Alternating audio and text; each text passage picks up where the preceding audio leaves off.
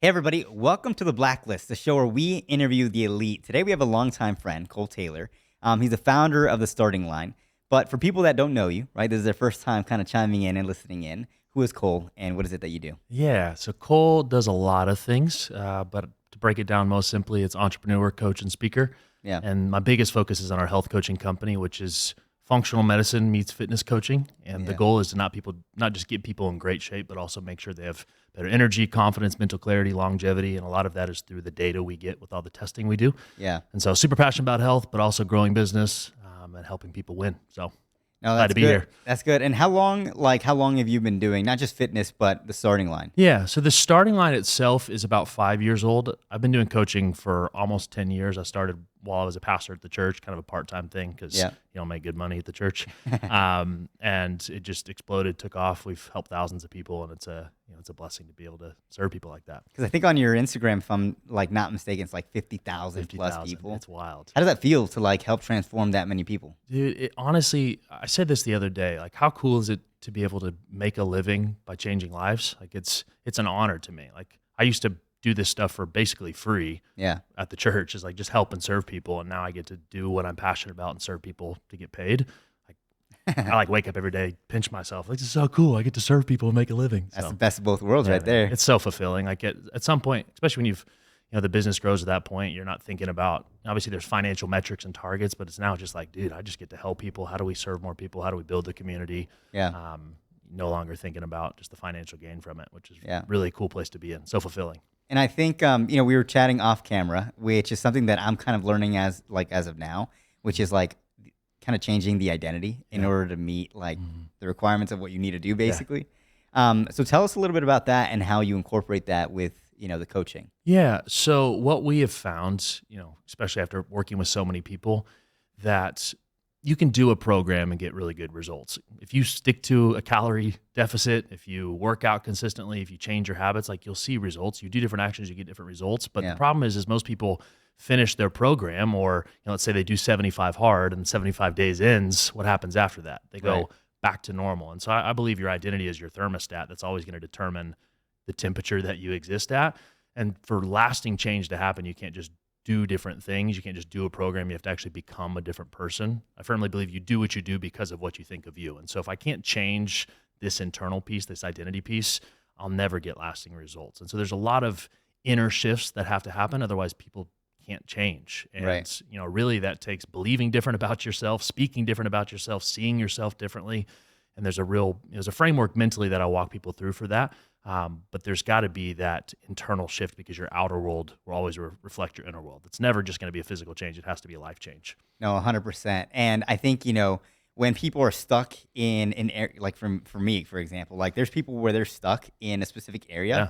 and they just tell themselves certain stories. Yeah. And because of that, that's just who they Mhm. are and what they believe. And, Yeah. so I would like to dive in a little bit about the framework that you kind of take people, Mhm. because I'm assuming you can help them make that shift, but how do you leave it to where it's lasting, right? Because Yeah. I feel like people can forget or because it's not, I don't think it comes natural immediately. for No, them, it right? doesn't. No internal shift comes natural at all. I mean, we've been programmed and wired to think it. You said it this way: like, there's stories we tell ourselves, and most of that is subconscious programming that happened at a young age. Yeah. And it's really hard to break that stuff. And for it to be lasting, like, yes, there's some belief shifts that can kind of happen in a moment, but really it's like brushing your teeth. Like, I daily have to Yep. fix my mind and reprogram and reset it. I look at it like putting a hat on every day. It's like, I got to put this cap on of this new identity. Otherwise I'll go back to normal. It's true. And True. so you have to have habits just as much as a aha moment. Yeah, that helps. But if Yeah. I don't continue to do the work after that, then it won't change. Because life gets busy, Mhm. like after you Yeah. have the aha moment, like 30 minutes later, like you got to do something else. Yeah. So it's like you forget. It's you know? exactly. We used to say this at the church, that people would have these big Jesus moments in the service, and they'd go right back to their life and forget anything happened. I'm like, Yeah. the moment doesn't change people. It's the actual consistency and the lasting work that after that does. Yeah.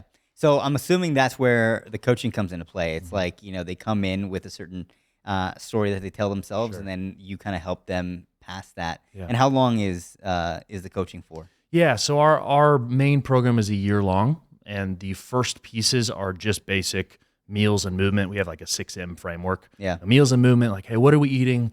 how are we moving our body? That's the foundation. Let's get some habits in place. Yep. And then from there, there's mindset and maximizer. So once people have at least gotten a foundation in place, there's the internal work that begins. It's, through the habits, through the routines, through the conversations we're having, we're able to start rewiring those things. And then maximizers is all this testing that we've done of, looking at your hormones, nutrient deficiencies, how your body's actually functioning. Yeah. All that data comes back and we can really fine tune those pieces. And so really once that first phase of meals and movement get consistency for people, then we can move into the much deeper stuff of how do we optimize all of this with internal changes so it's lasting, plus all the maximizers of the testing and the data we get. And there's more to that after that, but that's kind of the main piece, because everybody that does health coaching, most people at least, do meals and movement well. Yeah.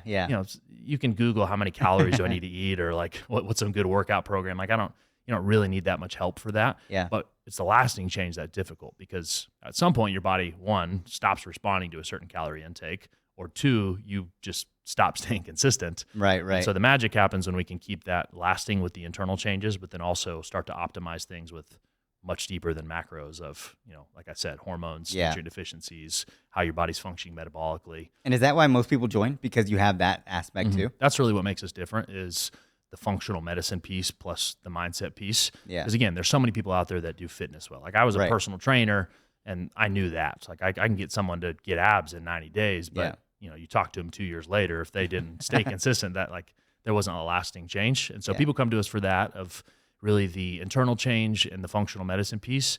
But then also we have what we call concierge service attached to things too. And so we're able to make life a lot easier. We're sending food, we're sending supplements, we're handling their travel, sending Uber Eats to their hotel or whatever. And so the convenience piece is a big piece. That's good, because I think a lot of people, like, they just have so many objections around that. So many. Especially, like, I'm assuming your type of clients, because they're business owners, so they're going to be like, I don't have time. Yep.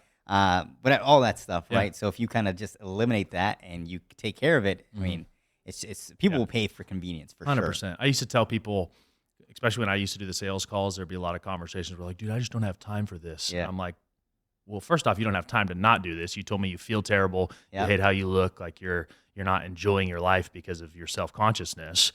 That's number one. So you don't have time not to do this. But two, I'm actually going to save you time, because the reality is you are doing a health program right now. It's your own. It's your own, and it's just not working. Yeah. And so you're already eating food and you're already moving your body at some point, maybe not enough. So how about you just let me tell you what to do, and then I handle everything, coordination for you. You actually save time because you don't have to think about it, and you get way better results. That sounds like a time saver, doesn't it? I think that's a win to me. And so once you convince people of that, they're like, oh, my time is a bad excuse.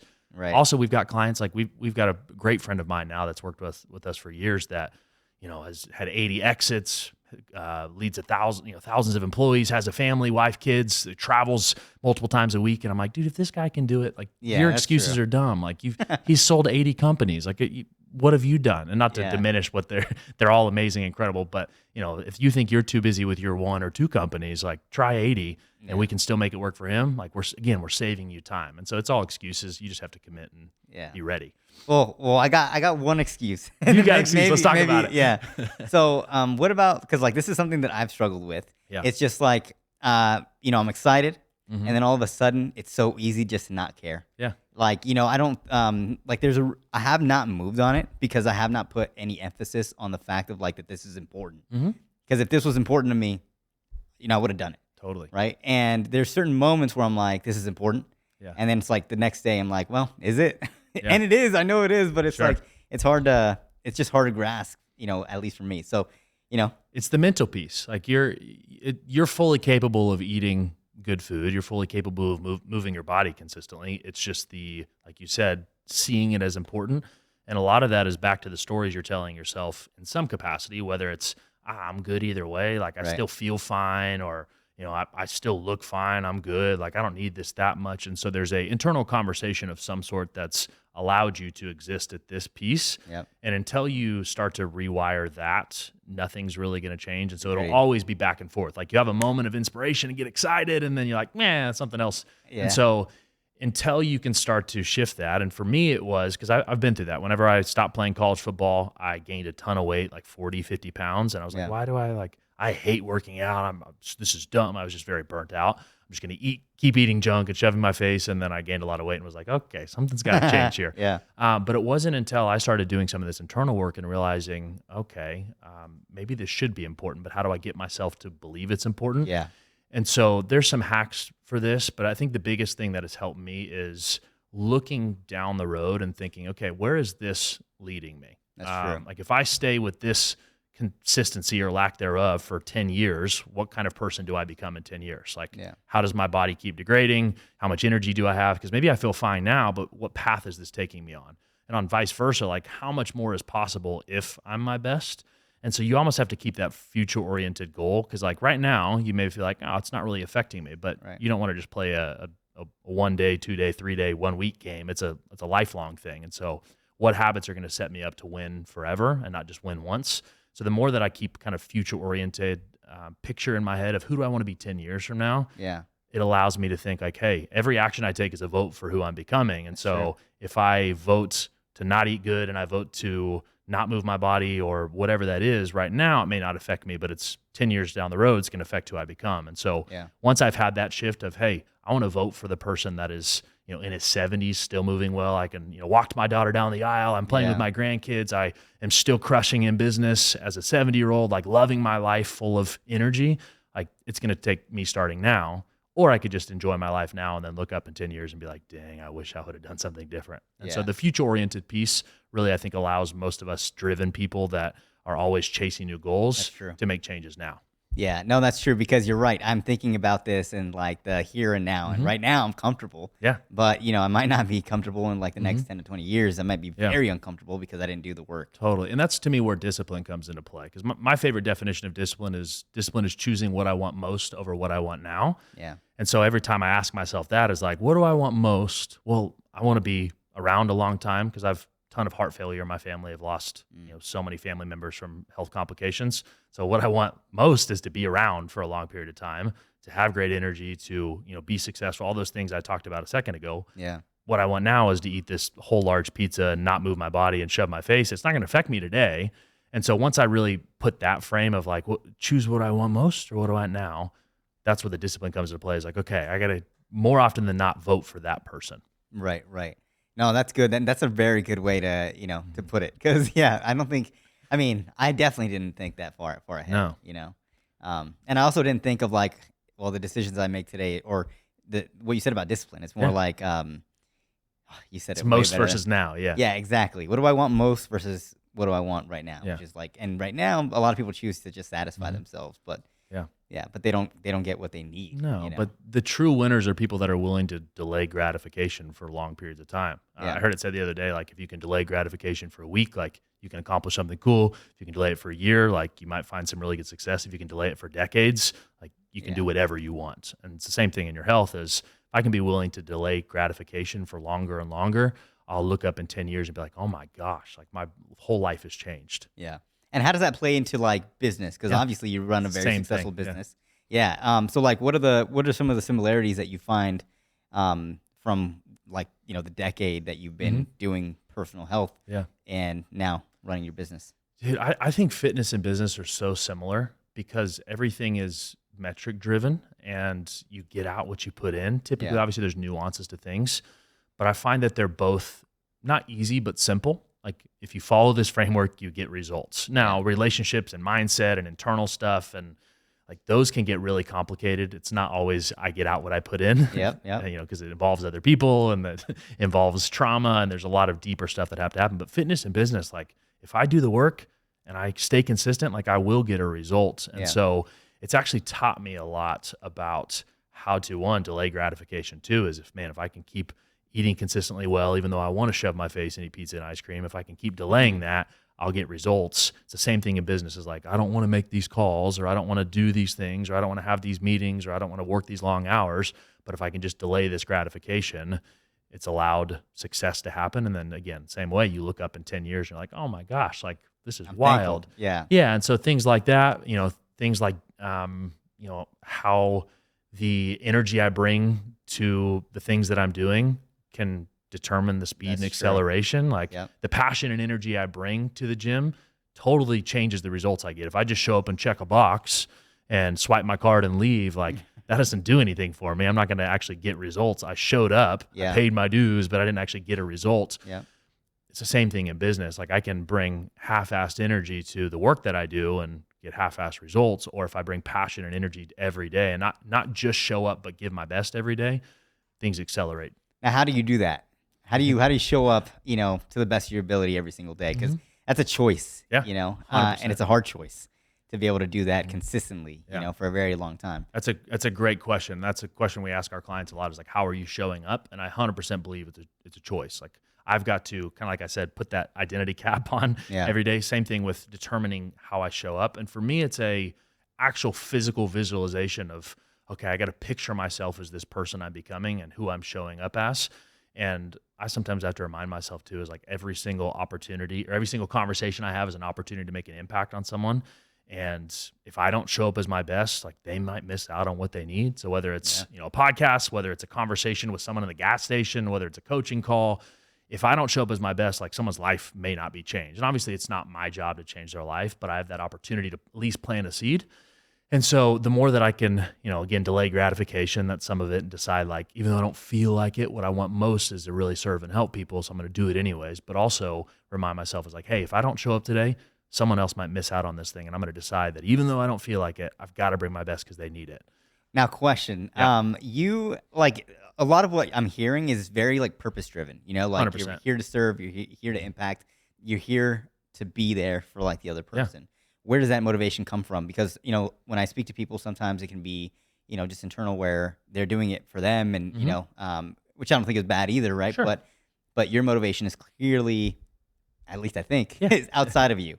Sure. So what do you, I think it's twofold. I think one is I'm not here on this earth just to make money. Like if I had all the money in the world, but didn't feel like I accomplished anything worthwhile, like it feels like that's pretty meaningless to me. Like you can buy all the things, but like, I don't have good relationships. I haven't served and helped people. Like I want something deeper and bigger than me. Yeah. And I'm looking for fulfillment, I think is really the key there. And the more that I serve and help people, the more that I feel fulfilled. It sounds like a very selfless thing, and it is, but really it's really selfish too, is because I get something just as much from this. And the more that I give, the more that I receive.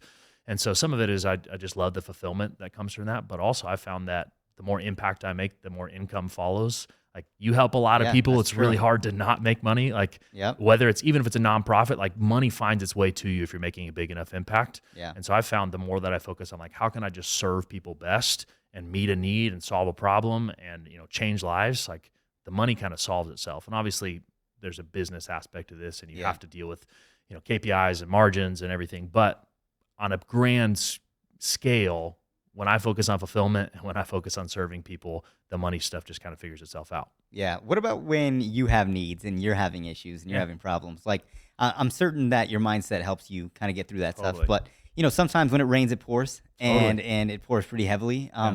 What do you do during the downtimes? Are you like looking to other people for guidance? Or are you getting out of it yourself? Like, how does that look like? I think everybody goes through stuff like that. Like there's a lot of, especially in the coaching space, people that like, oh, I don't ever miss and I'm perfect. And I show up every day and I don't ever struggle. And I'm like, come on, man. Like you're not human then. Yeah. And even if you were like that, like I don't want to be around you. Like that's exhausting. Yeah. Like be real. Let's have a real conversation. Like you struggle, I struggle. Let's talk about it.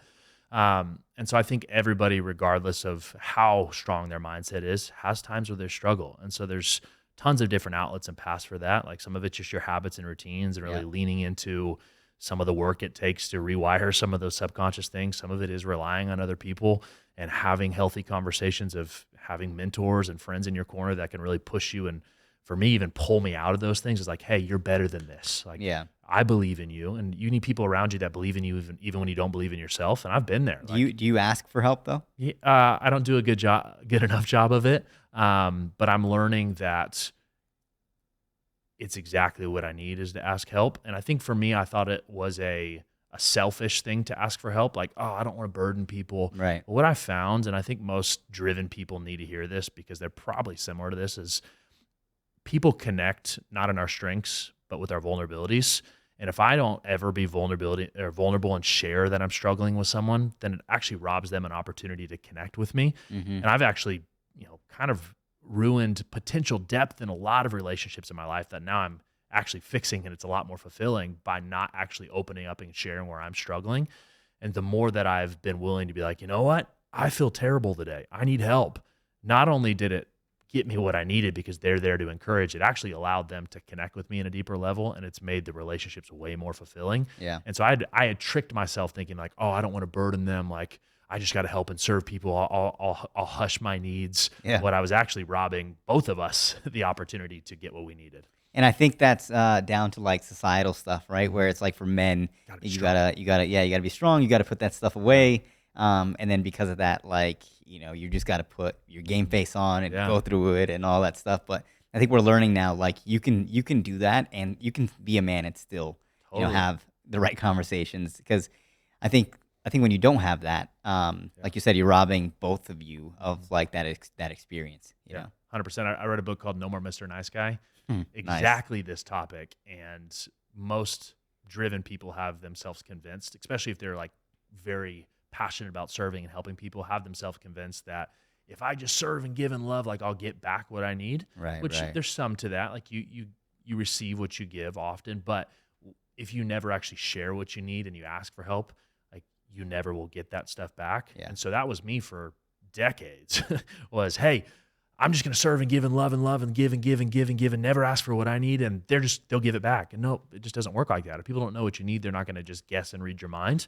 And it leaves you in this place where you're constantly longing and needing love and needing attention and wondering why you're out giving everybody. It's because you haven't asked for it. You haven't allowed for them to have that place. And so I had a mental shift. It was actually like a year ago that was like, oh my gosh, like I'm not getting what I need because I'm not allowing people to help me. And so once I did that, it totally unlocked everything. And I'm like, this is the least, like this is not a weakness. This is actually tough.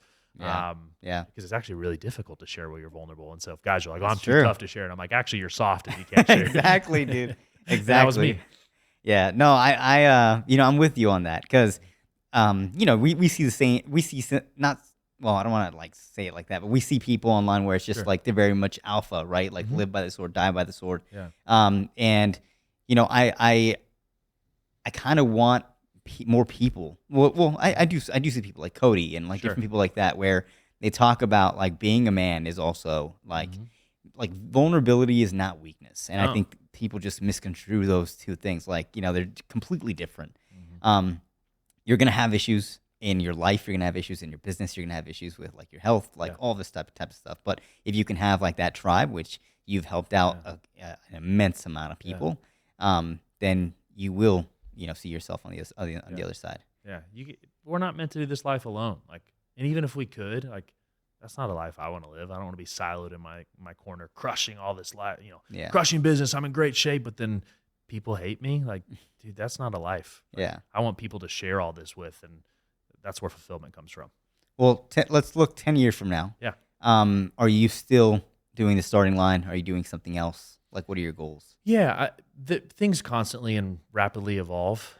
Getting involved in more businesses, equity that's being taken and stuff, and on the consulting side. And I do a lot of business coaching and consulting and mindset consulting, either for teams and help with the whole organization, or it's just the business owner. And that's where a lot of my personal time is focused outside of the content creation side of our health coaching company. And so I think it'll continue to move in that direction of we keep serving people, we keep helping people, but the more that we've hired just incredible people that are way smarter than me in health, like our doctors are unreal. Our dietitians and nutritionists, like 10x the knowledge I have on food. Our trainers are way smarter than me and have, doctorates and PhDs. And I'm just like, you know what? I won't even talk about health anymore. You guys got it. And so the more that that's happened, I've really been able to dive into the business side and start serving in different ways. And so I think it just continues in that way. And I never will say that I know what the future holds, because my life has taken all kinds of crazy turns. Like, I was a pastor 5 years ago, and my life has taken mad turns since then. And so it could be totally different than what I see. But I know it's going to be serving and helping people in some way, and business will always be some piece of this because I love building things and serving people in that way too. Well, dude, I appreciate you being on the show. Where can people find you? It's an honor. So I think there's a couple places. The easiest way would be to go to Cole360.com. Cole360, that has all my social medias, that has our websites, that has our podcasts. So Cole360.com. If you just want to go straight to social too, you could go to Cole David Taylor. Instagram, Facebook, Twitter, LinkedIn, but Cole360.com. Cole360 is the best place to connect. Awesome. Well, thanks so much for being on the show. Such an honor. You're the man.